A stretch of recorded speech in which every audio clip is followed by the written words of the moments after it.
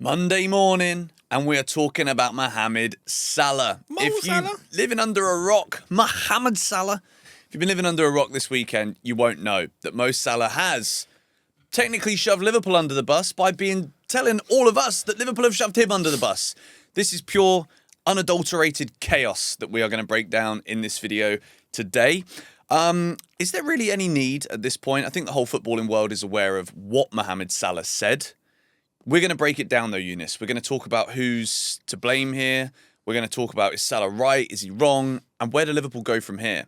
But first of all, I want to ask you, do you think Salah should have done what he's done here? Okay, so at face value, I don't advocate for this sort of thing, right? I think that you should be able to sort things out behind closed doors within your club, with your manager, with your board, with your sporting director, with whatever. I'll give a good example. Do you remember Eriksen at Spurs? Yes. And that was documented on Amazon, but you could see that how he dealt with that, and how that was between him and Daniel Levy and Jose in a room, and we only knew about that once the Amazon episode came out, right? Everything was within that room. Everyone got on the same page. Cool, happy days. You should be able to sort that sort of thing out in that way. I get the feeling that at Liverpool that there's just complete chaos going on, and with Salah, I can personally sympathise in this circumstance with him, because I'm getting the feeling here that he's actually been kind of done with false promises, perhaps. He just signed a new deal. All of a sudden, the thing is, like, Salah isn't the average Joe. This is Mo Salah. Do you know what I mean? This is like, in our regard, at Chelsea, if we had Eden Hazard not playing, just sitting on the bench doing nothing, that's their equivalent. Do you know what I mean? I think you're right, but I do think that there are different elements at play here. Scapegoated for what's going on at Liverpool right now, I do kind of agree with that. Yes. As a sentiment, as when you think about what has happened at Liverpool, it's been a catastrophe. For a team that won the title to then spend £500 million to keep Mo Salah, to keep Van Dijk, and then perform the way that they've performed, it does seem as though Salah has been the one to take the majority of the flack for this. Yeah. There's obviously a large section of Liverpool fans that will be like, nah, Slot is done. But I feel like this is kind of, this example in a footballing sense shows you the difference in the footballing generations that we're dealing with right now. Like, the younger fan would be like, nah, Slot's got to go, because that's what happens in football nowadays. Whereas I think a more older, slightly maturer head would be like, hang on a sec, he's just won a Premier League title. In his first season, we've had a horrible summer. We're dealing with things happening off the field that we had no control over. And you've just spent £500 million, and you got to give a title-winning manager a bit more time than before halfway through the season, right? But I'd also say this, and I said this to you in the car on the way here. Salah is a fabulous footballer, one of the greatest to ever put the red shirt on of Liverpool. But he's not Ronaldo and he's not Messi. He hasn't done enough consistently, in my opinion, to be on that level where Ronaldo and Messi could single-handedly make or break a football club of any stature.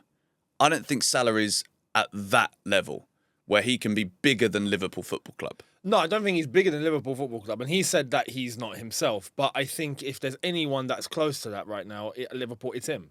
Like, he's someone... Look, in the context of that Leeds game, I think that there's some people looking at it from the wrong lens, right? Liverpool were winning 3-2. 2-0 too. And they were... Yeah. Like, Liverpool didn't need saving. Liverpool needed protection. And they bottled it, right? Which is the story of Liverpool's season so far. But that also backs Mo Salah up. It's not Mo Salah playing badly. It's Liverpool playing badly. It's all of them, except Ekitike, as far as I'm concerned, and maybe Szoboszlai, right? Ekitike has been brought in, and he looks like he's in really good form, just as a footballer on his own. But Liverpool as a whole, the whole team, everyone's off. You know, there's big problems here. So that's not just Mo Salah. But that result against Leeds, that game against Leeds, whilst they were trying to protect the 3-2 lead, some people say, "Oh, you should have brought Mo Salah on." Well, to protect the lead, that doesn't really make sense. But again, look, Mo Salah shouldn't be on the bench. He just shouldn't be on the bench. I disagree with you because Mo Salah's been But for who? awful this season. Yeah, but this is it's not just Mo Salah. This is the issue. You could pluck anyone out and you'd get the same situation. This problem goes beyond just the form on the pitch as far as I'm concerned. I think there's bigger problems here. Again, look, as far as I'm concerned, we go to Slot. Slot for me is the issue here. He's just not getting this Liverpool team playing as they should be. Okay, I do agree with that in a sense, and I want to come back to Slot being the problem because I think fundamentally he should be dealing with this better so it doesn't get to a point that Salah has to or feels the obligation to do what he's done. Yeah. But I'll say this, right? I think the mistake from Liverpool was keeping Salah in the first place. Yes. Because I think we're at a point now where he's clearly... People say his legs have gone. His legs haven't gone, but he's not going to be the Salah that he once was. I agree. And if you're going to spend £500 million, we've talked about this here on this channel in these very seats, right? There is an obligation from Arne Slot to understand that this is a rebuild, right? You lose Trent, Salah is going to go at some point. That point is clearly now the wrong point, the wrong choice to keep him on. But you've got all of these new expensive players that have come in that have to play because you've spent all of that money on them. Yep. Okay, they're not doing very well to start with. And then I think it starts to look at the club as a whole and did too much happen at once for this to work straight away. Yeah. So I think Salah should never have stayed. But again, hindsight's a wonderful thing. And I think everybody who's involved now would probably agree. Well, this is where I've got a theory here. And this is just a theory. Okay. But this also backs up Salah's claim of someone that the club doesn't want me here. Yes, and he didn't specifically say the manager here, did he? No, because he said the relationship with Slot was there and it was good, and all of a sudden, it just stopped. And his words, someone that the club doesn't want me here, right? Now, what you've just mentioned, I feel like Liverpool are, again, this I could be really wrong, right? This is just my opinion. I think Liverpool would be happy to try and scapegoat Salah in this situation now. To make him the problem so that because he signed a new deal, they can now sell him for big money because his contract isn't expiring again. There we are. And right now, look, financially, Liverpool, I think, are realising just the mess that they've put themselves in. Yes. They can't sell Wirtz. And certainly not for anywhere near what they pay for him. They can't sell Isak, and they can't get rid of Gurkes now. They can't do all of this like right now. But the one thing they can do right now is sell Mo Salah. And in terms of the highest paid player, and in terms of getting a big fee, and right now the only place in world football that can potentially afford Mo Salah is Saudi, who are apparently still interested, and they will continuously still be interested. And I've always said I don't think Mo Salah will go to Saudi, because that dynamic I don't think works. But right now they could be only ones to actually save Mo Salah, so he might have to just swallow that pill and just go to Saudi to end his career and get loads of money. But that could be the thing that helps everyone here, including Liverpool, because Mo Salah now is at an age, like you've just said, where he is going to start declining, whether we like it or not, whether he likes it or not. So if there's a time to cash in, it would have been yesterday. I agree with you. But to save Liverpool's skin with the money that they've spent, this is their only way out. And I feel like now they're more than happy to try and push the narrative. Okay, look, get Salah out in January. Let's cash in. And we might save our skin for having spent 500 million wrongly. Yeah, and they'll still get massive money for him. They will. Because he is still a really good player. He's obviously a huge footballing name, brand, potentially. I think for somebody, he could go there and be a brand. At Liverpool, obviously, there's such a big club that, like, my stance on this really is there's no one ever bigger than the club. I'd be very disappointed. But again, I can understand it because I can totally see where he's coming from, because it does seem like he's been scapegoated. And I think we're spot on here. Of course I would, otherwise we wouldn't say it. But like, I genuinely think that this is one of those where Liverpool have made multiple mistakes here in a row. Someone's got to take the flak for it. Easiest thing to do is piss off a player who you probably know is going to be like, hang on a second, because Salah was the same at Chelsea. He thinks he should be playing, so he wants to go straight away. You know, I get it. Like, I appreciate the confidence and all of that. But I just think this is never the way to go. It should have been done privately. It should have been done, like you say, Eriksen example. Slot as well, though. Let's talk about him here, because Yeah. if you are the manager of Liverpool Football Club, humongous job, you're a title winner, doesn't leave you off the hook for criticism. Clearly, it's a footballing world now where 15 games into the season, you can go from hero to zero in a heartbeat, in a flash. That's the modern game. Surely Slot should have somehow dealt with this better. This is the whole problem. And this is why I look at Mo Salah and I go, you know what? All right, there might be something there that I can back him with, because what's driven him to this point? Like, Mo Salah's not had a problem up until now at all. And he doesn't seem like the guy to cause issues. You know, he's not a hothead. He's not someone that has had discipline problems. He's never been that guy. So we have to ask. And when you listen to some of the things that he's saying, now, I'm all for not having player power. I'm all for, like, there being a structure and in terms of being disciplined and what the manager says goes and all of that, right? But this is where I feel like this has come from above. And it's not come directly from Slot. But Slot's happy to play along because right now, even for Slot, it's not looking good. Yes. So at least to even protect his own skin and his own job, I'll just go with the flow, mate. But Do you know what I mean? also- That's what I feel like's going on here. I think what he's actually inadvertently done, though, is he's made his job harder. 100%. Because there is a lot of players still in that Liverpool. Obviously, everybody respects Mo Salah. There's no doubt about it. He's been a sensational footballer for so many years. So, regardless of who is chirping here and saying, yeah, we're going to have to, like, edge him out the door slightly, doesn't help that Salah's performances have also been poor. If Salah was playing really well, Slot's picking him. Regardless of what people say from above. And then even if you then sell him in January, his value is probably even higher because he's in such great form. But I think this is now going to be a case of players within the squad will be like, this gaffer ain't managing this very well. And look at what a club legend has come out and said, not even halfway through the season. So he looks weak. He looks like he's not got it under control. He looks like he's not able to understand the size of some of the egos that he's dealing with. 100%. And I feel like there's a big bunch of Liverpool fans specifically that will back Mo Salah here. Yeah. Because it's Mo Salah. And this is the thing, what Mo Salah said in this outburst is all facts. He's not lied in everything that he said there, right? In terms of what he's done for the club. Right, that's true. In terms of the communication, it sounds like he's been honest. We had a really good relationship, and then it just stopped.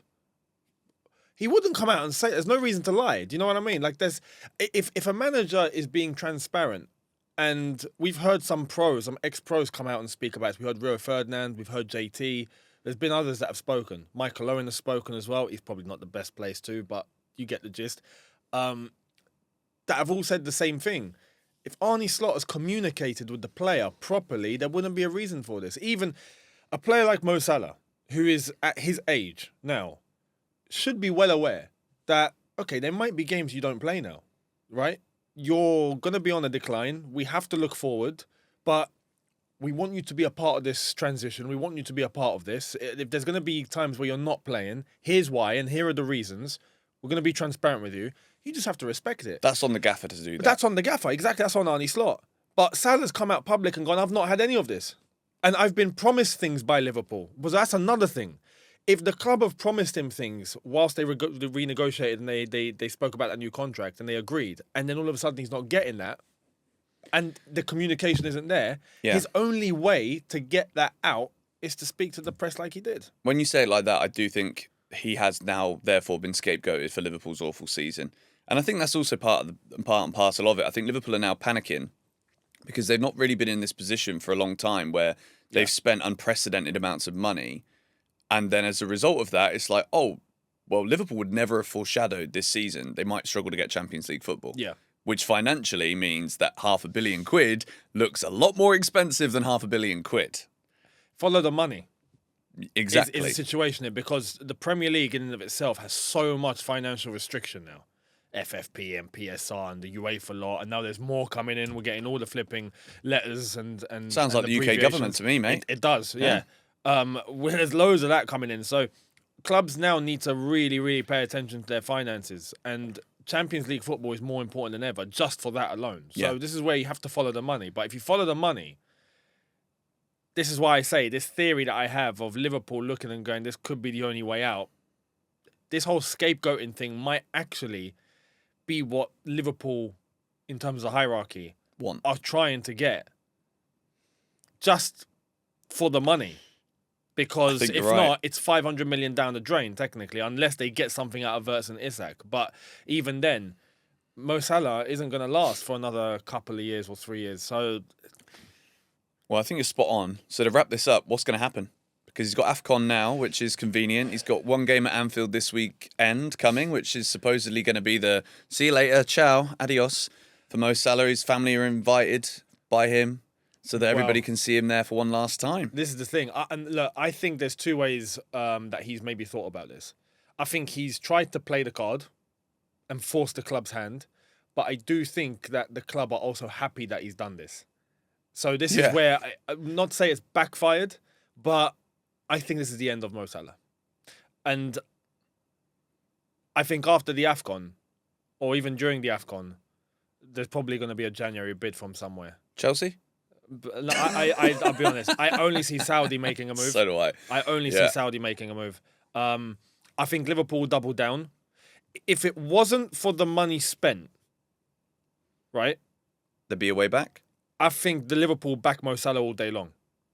But no, again, this wouldn't be a situation in the first place. I think this would have been handled behind closed doors. We wouldn't have heard anything about this because the club would have been transparent with the player. But like I said, I think right now they'll probably double down on Arnie Slot just because the club needs to save its own skin. And even financially, this could be their only way out. So again, follow the money. I think they will be happy to see the situation play out where a bid comes in and they sell Mo Salah and they recoup some of that money back. But Mo Salah is probably thinking, all right, if I say this with my stature and my status and what I've done, Liverpool will sort me out here, surely. I don't think that's what he's going to get. So no. I think he goes off to AFCON. I think that Brighton game where he's talking about, I think even deep down he knows there's a big possibility this could be the end, and he's probably prepped all this in place. His family are going to be there, all of that. Brighton, waves goodbye, see you later. Goes off to AFCON, don't see him again. They won't win that game. Brighton, nah. Can I also say, is it now a surprise that we've seen Liverpool play as badly as they're playing? Look at the chaos that's going on. It's all coming out now. There's no smoke without fire. I think that's a great spot to end in, Younes.